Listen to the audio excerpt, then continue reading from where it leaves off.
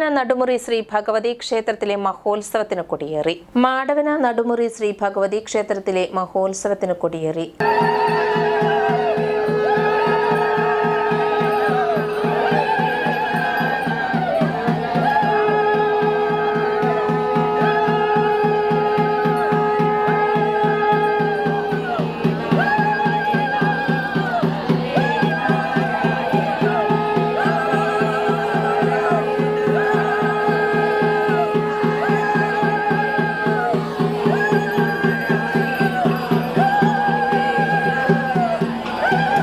ക്ഷേത്രം തന്ത്രി നടുമുറി ബാബുശാന്തി കൊടിയേറ്റ് നിർവഹിച്ചു.